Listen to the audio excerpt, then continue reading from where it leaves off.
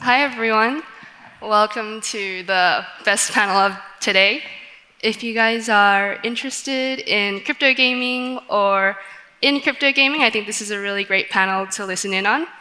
We have Aleksander, one of the co-founders of Axie, arguably one of the games that trailblazed it for a lot of us, and as well as Piers from Delphi Digital, part of an extremely smart and sharp team of investors and builders. So, without further ado, let's kind of get into it. The topic is the dawn of Web3 gaming. I thought it'd be great to start off with a bit of a history. Alex, what was it like in 2018 to build in crypto gaming?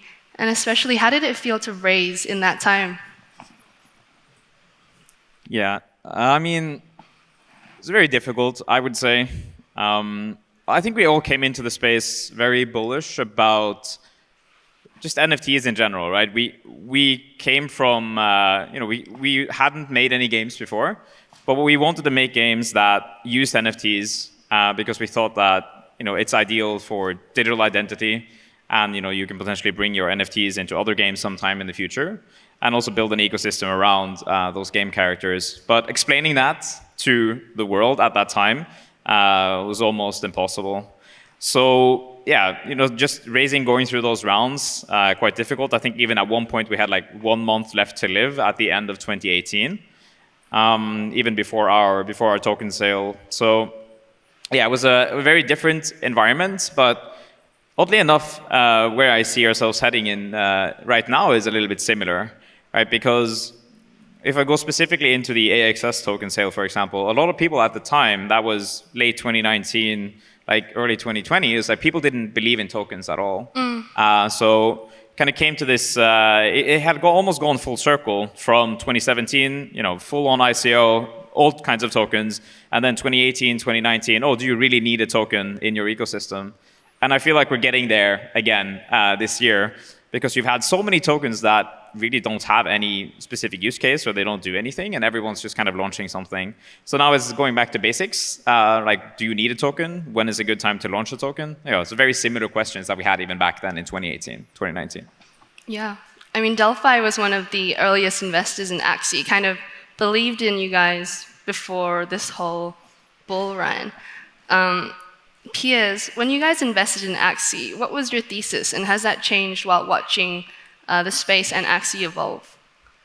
Yeah, so I think sort of Delphi's initial familiarity with Axie came from interesting enough, when the original sort of founders dropped out of Wall Street and started the research business, the first sort of paid research gig they did was a sort of landscape of crypto gaming. Of all the projects covered, 18 months later, the only one that actually hadn't only just survived, but still had a very engaged community was Axie. And so as a result, further down the line, actually, sort of Delphi ended up doing some work around the AXS governance token and sort of building, a relationship with the team through that. And so by the time the sort of, actual token raise came around, there was a lot of familiarity with the project and sort of the direction of travel. Again, we'd seen a super engaged community that we were very excited about, and the team had played a significant hand in building out that model. And therefore, we had a ton of comfort around that.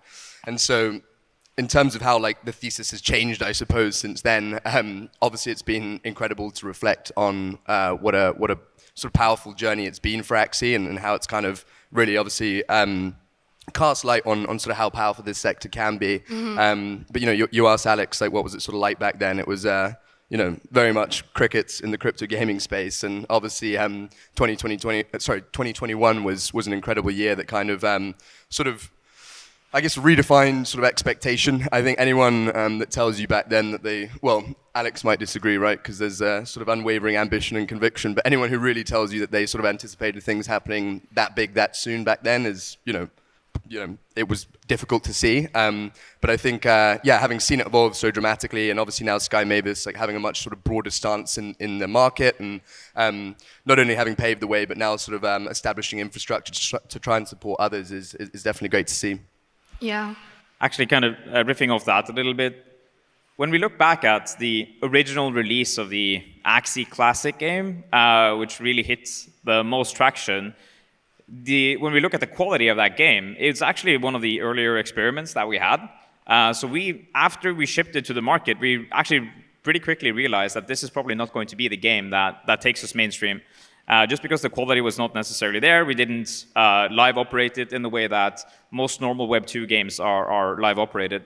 But what actually made it work was the underlying community that we had built over 2.5 years before the game even launched. And then we also had a business model innovation with the 2-token model, which really kind of turned it into growth on overdrive. So then again, it was less about the game at that point and more about the community and the social fabric that surrounded Axie and still does today. So what we saw is that Axie Infinity kind of became a proxy for not only the card genre itself, but also, I would say, all different genres of games kind of collected into this one, because people really didn't have anything else to play than just Axie, right? So these games that like I guess people around the world, they have different tastes in games, right? They want to play FPS games, they want to play 4X land games, they want to play MMORPGs, right? So now we're starting to see more of these type of games come into the market. And then potentially like influencers who are playing Axie, they might actually want to play different type of games. For us, that's totally fine. When we're now releasing Axie Classic, like that's really the game that we have wanted to make for a long time. Which is more similar to Hearthstone or Slay the Spire in mechanic-wise. We're very excited to see that launch more globally on app stores as well. So the Axie Classic game, for example, was never available on Google Play or even the iOS App Store. And even then, reaching like a 2.7 million daily active users, which we had at the peak, was it was interesting to see how far I think tokens can take a product if done somewhat correctly. Of course, you have to be very careful about how you tweak the tokens moving forward. Mm-hmm. But a lot of what we're doing here, and I think not only speaking from an Axie or Sky Mavis perspective, but many different game studios, is like we're experimenting. And I think we have to be very open about that as well. Like, so what is true product market fit, for example, if you have token issuance that again might give you false signals, for example. I think right now we have a general idea that people in the gaming market might want to own their game items. It seems clear.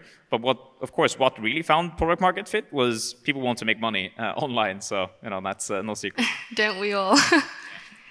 I think Axie is in a really interesting position, like you said, because you're evolving, you're constantly experimenting. But you're also one of the oldest experiments out there that are still alive. And then when you talk about designing your community, designing your 2-token model, are there any early decisions that you made that still really affect you today? And is there any advice you would give to game builders who are starting out as well?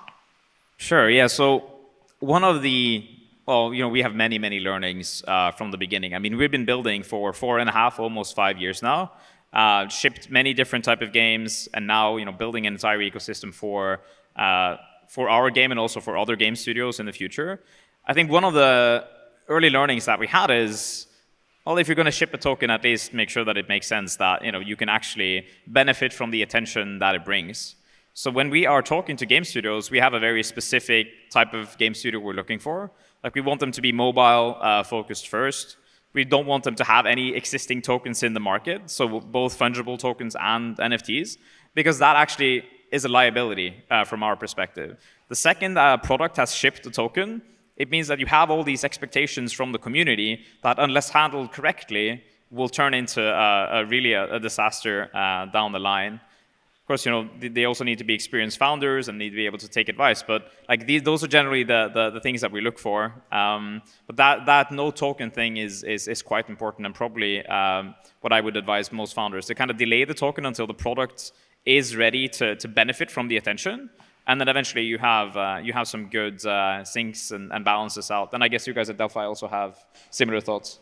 Totally, yeah. Would absolutely echo that. I mean, you sort of alluded to earlier on about how back then everyone was kind of sort of sheepish about tokens, and we seem to be entering a period in the market again where there's some hesitance around it. Not just from the sort of regulatory perspective where we've been getting some sort of pressure, but certainly, yeah. Like, our advice at the moment is that. So for one, don't sort of underestimate, the significance of releasing a token and sort of the, I suppose, the complexity involved with managing sort of an open economy. And two is ensuring that all of the sort of anticipated roadmap items in terms of the kind of requisite sinks and offsets in the economy actually are ready to go when you think they will be. And if there's any semblance of doubt around that, it's better to err on the side of caution and sort of release slower. There are many ways in which you can still promise to reward for that activity without actually releasing it into the economy. One approach that you guys took at one point, even though I'm not sure actually how much knowledge there was around it beforehand, is obviously the sort of retroactive airdrop. The other approach is sort of releasing rewards that are effectively like locked in a contract, if you like, and they almost vest and unlock over time, but people can see what they're entitled to should they continue to play. And so there are ways to benefit from the effects of a token without actually having it in the wild and potentially causing damage if, again, certain aspects of the economy rollout or something like that are sort of delayed. So that's definitely the stance we're taking at the moment as well. Yeah, and kind of the last point about token, if you're not too careful, you will attract the wrong community, right? I think we've all seen that, especially with the PFP kind of 10K hype. I think a lot of people are trying to experiment now with even giving it away. But the problem there is if you're not careful with rewarding the wrong people there too, it's like your giveaway is getting botted, right? So you actually, the real advice here is that you just have to get your hands dirty, do the work yourself, talk to the community. Like literally, we spent 2 years doing unscalable things, talking to the real people in our community to make sure that they were there. And then that community is a big part of why when we got on board or when we onboarded millions is that how we could even make it work. So I would not advise having a Discord as the main centerpiece as you start really growing, because then again you get many middlemen scammers potentially who even try to take the narrative. So when I look back at what happened with Axie, a lot of the narrative actually shifted from the early community that we had, like the one that Delphi invested in is like there wasn't even any token there, any kind of ERC20 that people could earn. People were just excited about the game that we wanted to build. And then eventually, as we started releasing the token, you see that you get a different type of community that wants to come in and speculate. And that's totally fine if you can turn those users from speculators into the real community. But if you're not careful and you grow too fast, then suddenly the speculators become the educators. And that's a massive problem because the new community that then is coming after the speculators also become speculators. So you really need to pay close attention to that. And I think that's really a unique observation that we had with Axie. Yeah, so you started losing control of your narrative and types of people that you brought into the game. And I think that's it's a very easy attack vector for especially mainstream media, right? Because if they come in and see that, let's for example say that there are guilds, there are good guilds, I would say, that try to educate, that try to build communities, and you have more or less like the Sixers or in Ready Player One, like the bad guys, kind of that are only in it to extract a value from an ecosystem, and they go from game to game to game. It's very similar to what you would have in DeFi, except liquidity. You have people who are farming for you, and that suddenly can become very aggressive against those people who are in those guilds. So I don't want to call out any names because it doesn't really have any purpose, but just more on a general level, I think it's something to be aware of from a game developer perspective. So if you optimize for guilds or for kind of that class of player, then you also need to make sure that they're adding value back into your ecosystem in more of a I would say unique way, so that you can trace it and then reward the right kind of behavior, which was always the intention with tokens from our perspective. Absolutely. I'd also add to that narrative point, which I think is a great one in terms of who ultimately ends up driving it, is like the purer the narrative, the easier it is for people to do that. Obviously, in the case of you guys, right, what was going on sort of in the Philippines during COVID was actually really amazing to see, right? And so when people are able to kind of, I guess, piggyback off that and sort of like pedal it, then only further contributes to that. And then on the guild front, I mean, definitely, we've seen a lot of folks evolve towards, again, DeFi-esque, sort of very mercenary in nature, if you like, going from project to project and kind of harvesting these things. And so that's why, again, where you can actually tie the full unlock of these in-game rewards to like much more meaningful sort of like gameplay actually and in-game activity, then you can try and prohibit some of this stuff. But the playbook's definitely not quite written right, and we're still figuring all this stuff out. Yeah, going off of that, you mentioned 10K, PFP, NFTs, and narrative. And I actually see a lot of game developers starting with an NFT collection. And my intuition is that it just they're still controlling their narrative, and it's all about crypto. What do you kind of think about games that launch NFTs as a strategy before their game actually launches?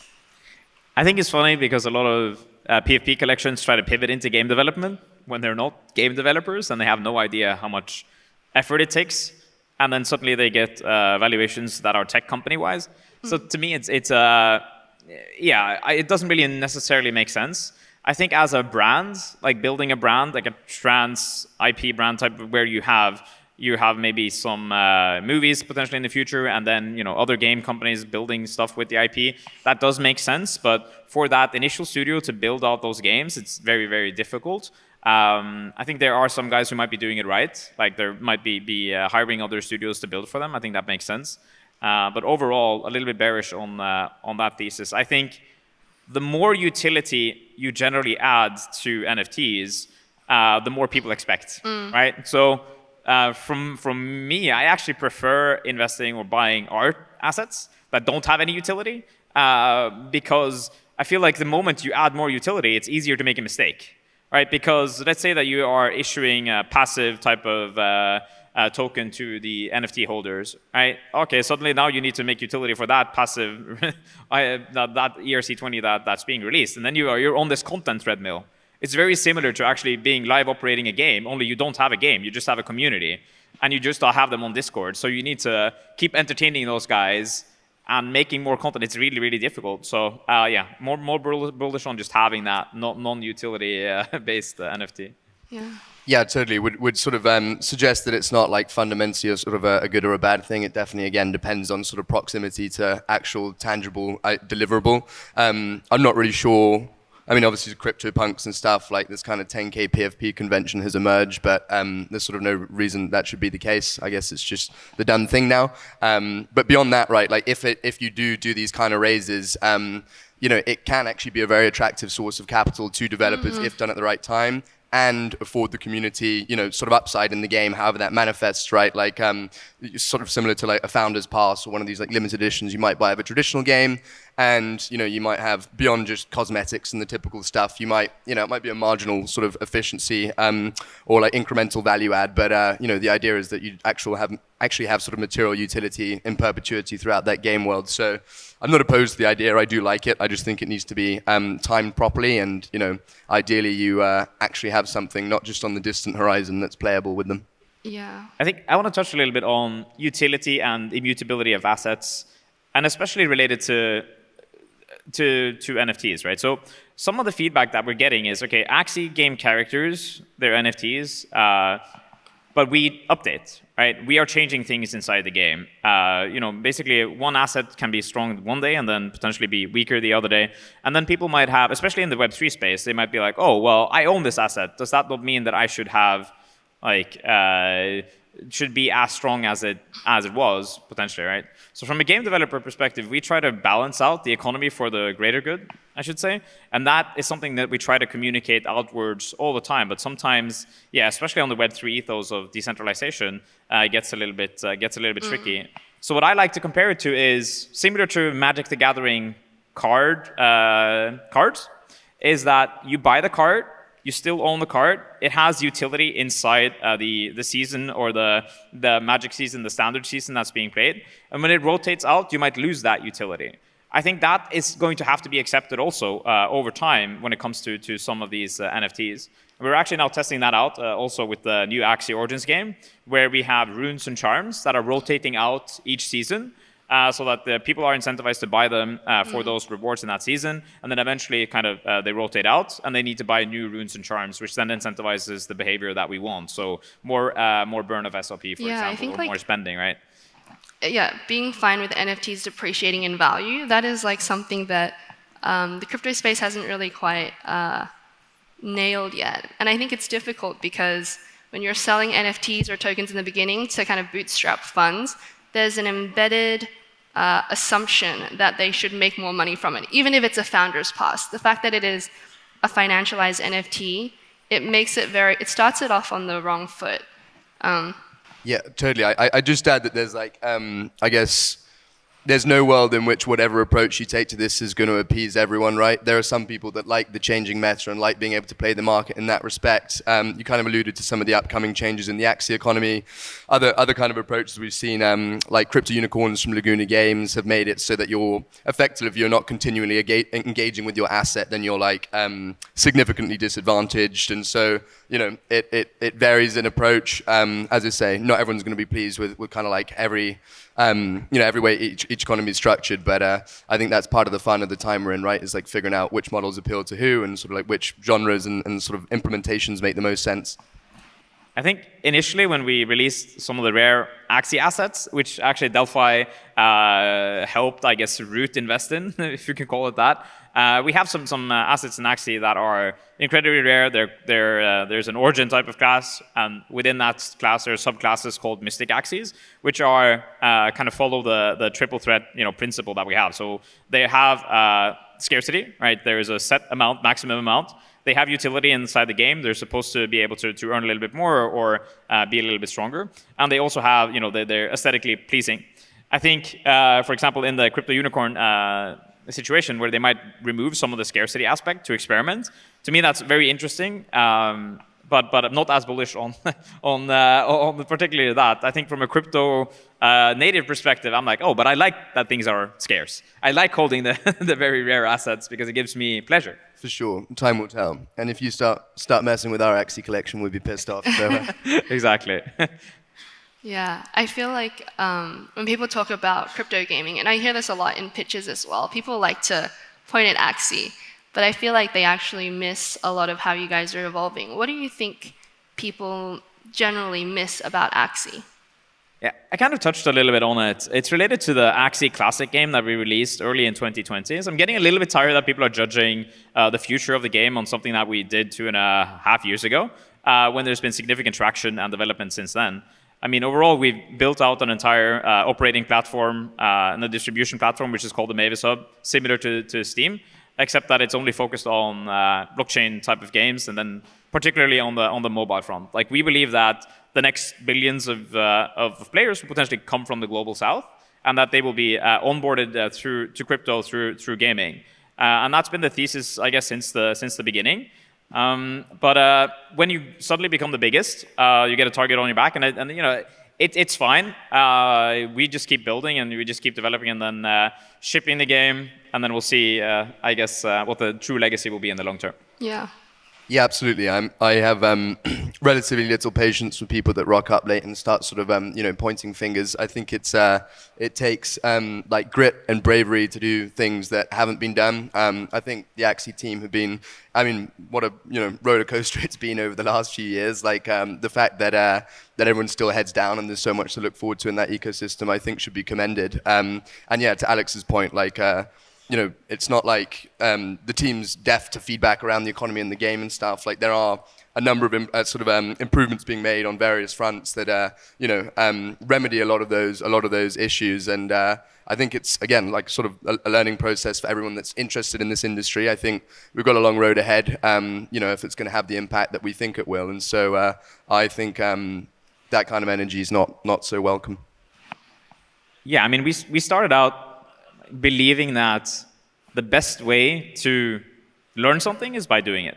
That's just how easy it is. And so, yeah, from my patience is very low for armchair quarterbacks that come with feedback. Oh, you should just have done this. In reality, like if you look at the situation at the time when things were released, given the information that a party might have had, I'm pretty proud of the decisions that we made.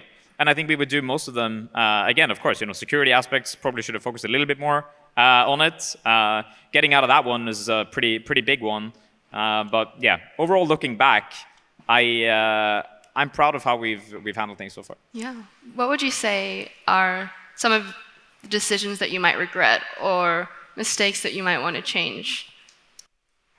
Yeah, I mean, so of course, when you are trying to or when you're developing things on the bleeding edge, like literally you're creating games no one has ever made before, you're using technology that hasn't been battle tested to the limits that you're pushing them, then trade-offs need to be made. Looking back at it, I wish that we had been more focused on security, of course. Like, I think everyone who's in this room should take a step back and look into their own organizations to try to visualize what will happen if someone gets compromised. Like, zero trust should be a basic principle that everyone here is following. And for those who are not that familiar about it, basically means that assume that anyone will be compromised at one point sooner or later, and that even means yourself. So how can you move on from that if you are compromised? I think that's one of the biggest learning points that we ever had. So focusing on security is something that we have been doing for quite some time now. Especially because even personally, everybody wants to be your own bank, but nobody wants to have the security of a bank. So it's something that's really important. Yeah. Piers, as you've been investing in this space, do you feel like you've made any mistakes or changed the way you think about the space? Yeah, absolutely. I think that there were a number of things. I mean, I'll readily admit as well, like 2021 time when things were all looking very rosy, I was definitely drinking the Kool-Aid for a while. It's easy to get very enthused at where things are going. I think one of the things that I kind of had hoped, I suppose, is that in a similar way to how like traditional gaming became sort of decorrelated to markets, and like if these games are sort of like blowing up in their own right, then they might in some way be able to kind of insulate themselves from broader market forces. That was a sort of like weird thesis I held for some time, seeing how that would play out, and obviously sort of like didn't come true. I think definitely sort of I don't know, one of the things I was definitely excited about was just more established traditional IP coming into the space, and perhaps seeing what would like come for that. I think whilst we may still see that in time, I think I sort of over-anticipated the perceived like imminence of that, I guess. So yeah, those are some of the things that I wish I'd known in retrospect and could have saved some time and energy, I think. I have an anecdotal comment related to Web2 gaming companies. So yesterday, had a longer conversation with a traditional Web2 gaming studio. Had been talking to them for some time. Of course, we talked to many different studios, see if there is an opportunity to collaborate on IP-related stuff, or if they're building games inside the blockchain gaming space. And the message was very clear, like all blockchain efforts halted indefinitely. And to me, that's very interesting. And what it tells me is that this is still early. Like, we still have the opportunity to really influence the future of the internet when it comes to the games and the products that are being shipped here. So I take that as a very bullish sign, and it's kind of following the belief that we had also early in the industry that it's going to take a long time for these guys to start believing in the business models. Even when they've seen like a breakout use case, it's like, oh, okay, well, did it work? Did it not really work? They need to see more. And what that means is for Axie and for everyone else who's here, is that there is still an opportunity to, no matter when you're like, even if you're just starting today, to potentially influence the industry and the future of the internet. So pretty bullish on that. Yeah, for sure. I feel like my intuition is that bottoms up IP has a better chance of doing well than top down. I think games are positive sum. There can be a lot of winners. But just watching the Web3 native teams, how nimble they are and how sensitive they are to what's actually happening versus what they want to happen, I generally think bottoms-up IP I'm pretty bullish on, like Axie. Yeah, the other thing I'd say is like, I guess one thing that took me a while to fully acknowledge is just like, especially in this crazy market and industry where everything moves at a million miles an hour, building games is really hard and takes a long time, and like the feedback loops sort of around them are, I don't know, I feel like there's a mismatch there for this sector versus what you see in the rest of the market, where you can sort of iterate and see those feedback loops so quickly. And so that's definitely one thing that I feel like many folks in the space need to sort of acknowledge and try and build some sort of patience around, like as I say, that sort of feedback loop between idea and potential established IP entering the space or whatever, or even people building their own bottoms-up stuff. Like it's sort of multi-year time frames we need to be looking at this stuff on before we could have any reasonable expectation of like sort of delivery on the promise of these games. I totally agree. And on the topic of like token economies, a lot of games kind of just release their token economy, and it's a bit more static, and there's not enough freedom to change what they've done once they've released a token or NFTs. And I think as a space, we actually need to be culturally more accepting that these things will change, or we can sync them and replace them in airdrop. Like, you could use semi-fungible tokens or just keep using different sets of NFTs or introducing them. Because I think it's almost impossible to launch a game and your token economy works just from the beginning. But that's what we expect, and then we keep trying to force that. Yeah, I think it's a lot about communication from the founders of the gaming studios, and especially because you effectively have different type of communities, right? So you have, and here is a interesting part. When you are talking to your community of players, the tone and the information needs to be different than when you're talking to investor-based players, in a sense, and then you also even have equity investors and token investors. What happens there is that you kind of muddle the entire communication so that sometimes when you're talking to the wrong people using the wrong terminology, and they get super confused.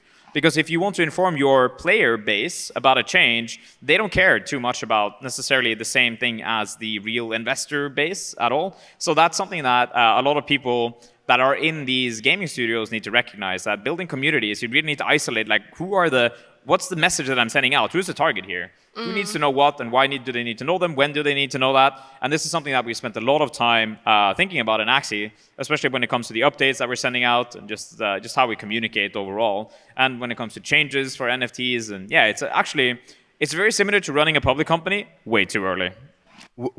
On that topic, what would you say are some of the insights you've had into how to address and engage those different stakeholders? Like, for example, are actual players more receptive to like live streams and video updates, and are the more investor types more receptive to your blog posts you put out? How have you guys sort of viewed that? Yeah, definitely. I think one of the things that we're focusing a lot on for the player base itself is competition, right? And esports, and leaning into the fact that people who are competing on the leaderboards, they can earn rewards. So we are rewarding the right kind of behavior inside the game, right? Skilled gameplay versus what we might have done in the past with SLP. And I think I mentioned this yesterday, is from a game design perspective, what we try to reward, or we try to find out what kind of behavior can we reward inside our system with tokens. And when you have a game with synchronous battles between players, right, what happens here is I press the play button, and another person around the world also needs to press play. We meet each other in the ladder, and we battle it out, and then the winner gets a reward. What is good about rewarding that behavior? Basically, you're rewarding player liquidity. You're rewarding the fact that when I click play, I can find another opponent immediately. And that is very important in these type of kind of battle games, because if not, you end up with asynchronous battles versus a robot or something else. And when you do that, you don't get the same level of social engagement, right? So when I'm an ex-competitive gamer. When I beat someone 5 times in a row, I want to tell that person on Discord, you suck. And I think that's a very important social thing to be able to do. If you're facing up against a robot or someone else who's predetermined all of his moves, it's not as powerful as beating someone in real time, being able to emote them in the face and be like, yeah, this is, I'm better. And that is very, I think that's some behavior that we want to reward. And I think that's sometimes easy to miss inside these crypto systems, because they're like, oh, why are we rewarding SLP? It's like, no, it's a part of a bigger system. It's a part of the social fabric of the game that we are trying to create, which I think is very, a little bit of an oversight for some games. So yeah, competitive gaming for the player base specifically. Yeah, when it comes to investors, because I think peers, you were asking about that, I've always noticed almost like a small conflict of interest, selling tokens to investors as well as giving it to gamers. As builders and investors, do you guys have any opinions on that? Yeah, I'll start a little bit with the thesis for the Axie Infinity shards, or the governance token. So it is kind of in the name, right? Axie Infinity shards, many shards becomes this entire big thing. And the shards in the Axie Infinity governance ecosystem basically represent a right to determine the future of the game, as it is becoming a decentralized organization sometime in the future. Now, getting to that point is going to be very difficult, because in the beginning you need a ship captain, someone to determine the route of the game, to keep developing, to keep updating it. But that is the purpose of the token. Having investors at an early stage who believe in that vision is very important, right? Because then they can help potentially vote as you are beginning that DAO journey. Now, it does take a long time to do that. We've had some feedback from the community that they wish that we had been distributing more tokens to them. It's very tricky. If you do it too much, then you kind of lose firepower in the future, because every token that you are giving away to the player base is effectively marketing to an extent. So it should be considered sort of a marketing budget. And if you do it too early, you're kind of spending all the firepower that you had. So you really need to be strategic about it. Yeah. I think last question, Piers. What are some things that you want to see in gaming that you haven't really seen yet and you want to see teams experiment more with? Yeah, I think one of the ideas that we've come across recently that seems super interesting, and I know you guys have spent some time with them as well, is this sort of play-fi model that Nor is sort of trying to pioneer. I guess the sort of key notion there being like, we actually have a model for implementing crypto around games instead of in them. And for like competitive titles, maybe something like sort of Counter-Strike Go or whatever, we can actually massively enhance what's effectively just the sort of esports infrastructure that exists around these things. And I think that's a really interesting idea, whereby you sort of flip the model on its head. Players sort of mint their player profiles as NFTs. Over time, those NFTs will sort of the metadata will sort of update and push those NFTs. So things like KDR, like maps they prefer to play, preferred weapon types and things like that. And then you can actually introduce these sort of like on-chain tournament brackets where you might have a big sponsor of like a big sort of liquidity pool or prize pool. And the really cool thing about the model they're working on is this, notion of introducing permadeath. So if you die, then NFT is actually burnt, which is pretty cool. And lose your NFT. Yeah, there's a number of teams working on sort of, I guess, esports infrastructure that uses crypto, but I think this approach in particular looks really interesting, and it opens up like a lot of surface area for effectively like community modding in terms of allowing people to build different, in sort of the play-fi model, they call them meta games, but basically, different ways to gamble on and sort of speculate on the activity and kind of the core game loops. So that's definitely a model I'm excited to see come to fruition and see if, that really does stick and whether it really can sort of step esports monetization up a bit. Yeah, I think that's time. But to wrap things up, thank you guys for your time. I think Piers has one of the strongest voices in crypto gaming, and Alex, trailblazer. So if you guys want to find them after this, I'm sure they'd love to chat. All right, thank you. Yeah.